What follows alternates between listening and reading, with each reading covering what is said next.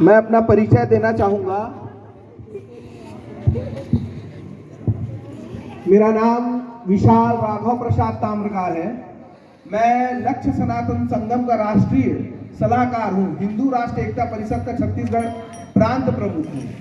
जब ये लगातार ये जो घटना घटती है, आप लोगों को पता है, सिर्फ कुछ लाख लोगों ने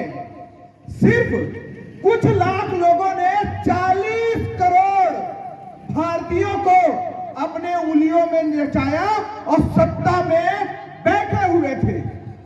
आपको यह भी पता नहीं है, हमें क्या इतिहास में पढ़ाया नहीं जा रहा है कि क्या हुआ, कैसा हुआ। सुभाष चंद्र बोस ने जब देखे कि लगातार अपराध बढ़ते जा रहे हैं, देश गुलाम है, बाहर कैसे लाए, स्थितियां बहुत खराब हो रही है, कभी इज्जत लूटे जा रहे हैं, कभी मेहनत का पूरा पैसा सरकार अंग्रेज शासन लेती जा रही थी। तो ये सारी चीजों के लिए एक नया, जैसे आज गायत्री परिवार हर स्थानों पर जाकर आप लोगों को जागृत कर रही है, वैसी भारत देश के अलावा पूरे विश्व में सुभाष चंद्र बोस जी ने अपनी भूमिका तय की और भारत को गुलामी की जंजीर से हटाने एक नारा दिया, तुम मुझे खून दो, तुम मुझे खून दो। विचारों में अब क्या कर रहे हैं कि विचार को छोड़ दिए। पहले एक ही मां के 4 बेटे, एक ही कोख के जन्म लिए 4 बेटे युद्ध लड़ते थे। कोई देश के लिए लड़ता था, कोई देश के लिए लड़ता था और कोई फर्ज निभाने के लिए लड़ता था। सत्ता में बैठे हुए अंग्रेज ऊपर से ऑपरेट करते थे, तुम जाओ अपने भाई को पकड़ के लाओ, तुम्हारी नौकरी खत्म हो जाएगी। वो एक गोली इधर से चलती थी और एक गोली उधर से चलती थी, एक देश को गुलामी की जंजीर से हटाने के लिए चलती थी और दूसरा फर्ज निभाने के लिए। लेकिन मारे जाते थे कौन? भारत मां के सुपूत, दोनों ही भारत मां के सुपूत थे, मारे जाते थे वो लोग। और अंग्रेज क्या करता था? शासन। और आज वही काम फिर से, जब बंटवारा हुआ भारत और पाक का, तो बंटवारे में कम से कम 26% हिंदू वहां थे। आज घटकर मात्र 1% भी नहीं रह गए हैं। रोज अलग अलग पाकिस्तान का नक्शा कल्पना करो, अलग अलग स्थानों पर लगातार बड़ी बड़ी घटनाएं हुई और नरसंहार हुआ। अभी ये 2022 के समय, अब 23 चालू हुआ, 2022 में करतारपुर कॉरिडोर सिख लोगों का सबसे बड़ा धर्म स्थान था।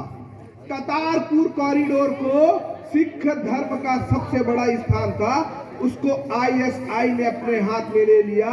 उस संचालक कतार, जैसे हमारे में पंडित होते हैं ना, वैसी के साथ 1 महीना से ज्यादा लगातार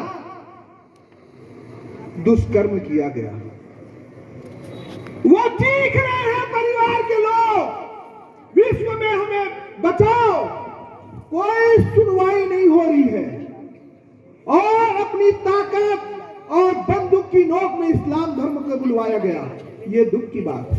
आज आप लोगों के बीच यहाँ पे जितने लोग हैं, छोड़ दिए हैं विचार को, ऊपर से पैसा दे रहे हैं। भारत तो उसने तारीख निश्चित कर दी है, इतने समय में ये धर्मांतरित होंगे, धर्मांतरण होने के बाद सारे कब्जा कर लेंगे हम लोग। ये परिस्थितियां, ये भयावह है। जो लोग, आपको पता है, जब युद्ध हुआ एक बड़ा सा कुंड बना दिया जाता था। मैं बहुत गंभीर बात बता रहा हूं।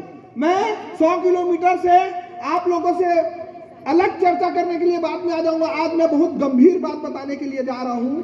वक्त बहुत हमारे पास कम रहता है, हम बहुत मुश्किल से समय निकाल के आते हैं, क्योंकि हमारे हृदय में आप लोगों के प्रति इतनी प्रेम है। हम कभी नहीं चाहेंगे कि आपका कभी आने वाले कल में बड़ा आप घटना घटे, बड़ी घटने से आप लोग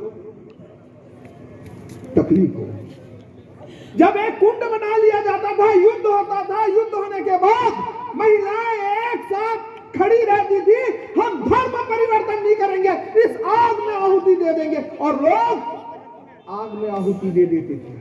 और वो पुरुष जब पता है कि अब हम हार जाएंगे, उसके बाद भी उस राख को अपने हृदय में लगाते थे, अपने शरीर में लगाने के बाद फिर से युद्ध लड़ने के लिए चले जाते थे। प्राण चले गए लेकिन धर्म नहीं बदला। आज तो एक कोई कीजिए और उस संकल्प के साथ चलिए। आज आने वाली पीढ़ी इतना, आपको पता है कितने लोग घुसपैठ हो रहे हैं अलग अलग स्थानों पर। हमको पता भी नहीं है कि कितनी जमीनें को कहां कहां कैसे कैसे घुसपैठ में कोई ध्यान नहीं है।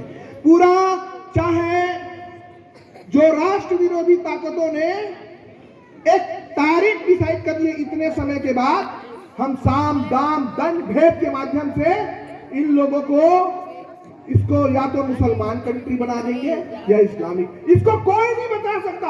भगवान तुम्हारी तब रक्षा करेगा जब तुम शक्तिशाली होगे। आपको पता है जब पंडित कश्मीरी भाई साहब ने बोला, हमारे प्रफुल्ल भाई ने आपको कहा 5 लाख लोगों को कश्मीर से छोड़कर भागने के लिए विवश हो गए।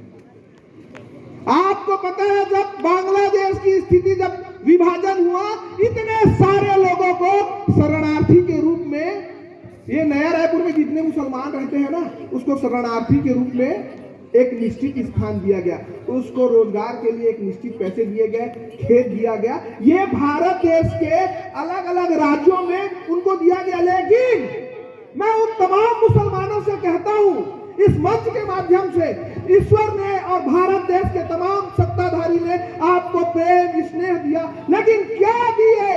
कुछ, मैं सबको नहीं कहना चाहूंगा, जो कुछ लोग गलत गतिविधि कर रहे हैं, उस समय ये अच्छे लोग क्यों नहीं आते, क्यों खड़े नहीं होते? आप गलत मत करो करके एक निश्चित राशि दी, जो शरणार्थी बन गए। बड़ी बात बोल रहा हूं, अच्छे समझना, जो मूल निवासी थे, आप यहां रहते हो ना, आप लोगों को यहां से जब घर से निकाला जाएगा, मारा जाएगा, बड़ी घटना घटाएंगे, तो आप इस स्थान को छोड़ के डर दस सकते कहीं और जाओगे ना। तो पंडिती कश्मीर जो रहते थे, हमारे भारत देश के थे, उनको निकाला गया, मारा गया। भारत देश के रहने वाले लोग आज शरणार्थी की जिंदगी जीने के लिए विवश हो गए। दिल्ली और अलग अलग राज्यों में उसने एक स्थान, कोई सर दे दो, कोई छुपा दो, कोई कैंप लगाए, इतनी गंदी स्थितियां थी।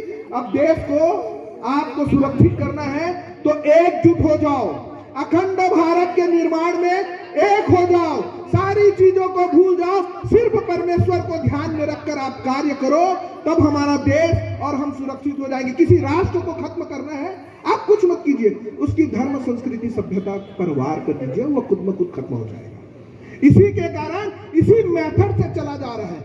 मैं बार बार कहता हूं, जो लोग, चाहे वह साहू हो, कुर्मी हो, कोई भी धर्म, जात, कोई भी समाज से हो, हिंदू, मैं उनसे इस मंच के माध्यम से कहना चाहता हूं कि विभाजन जब होगा, ये जो लोग आप कर रहे हो, क्योंकि धर्मांतरण से ही राष्ट्रांतरण होता है। आप राष्ट्र विरोधी ताकत ना बनो, देश के ताकत बनो। देश को विभाजन करने में अपनी भूमिका तय मत करो। और यदि बजरंग दल का तो एक नारा लगता है, पहले हम रोकेंगे, उसके बाद टोकेंगे, और राष्ट्र विरोधी ताकतों को यदि समझ नहीं आएगा तो मैं आखिरी में 2 शब्द बोलकर मैं अंतिम अपना कहना चाहूंगा। जब हमारे अटल बिहारी वाजपेयी जी बोले, जैसे भारत माता है ना, हम बोलते हैं, तो इसको जीता जागता, भारत माता को इसको जीता जागता राष्ट्र पुरुष कहा। भारत देश कोई भूमि का टुकड़ा नहीं है, यह जीता जागता राष्ट्र पुरुष है। ये अर्पण की भूमि है, ये तर्पण की भूमि है, ये वंदन की भूमि है, ये अभिनंदन की भूमि है। तो भारत देश के लिए, और मरने के बाद भी गंगा में बहती हुई हमारी अस्थियों को कोई कान लगाकर सुनेगा तो एक ही आवाज आएगी, भारत माता की जय, भारत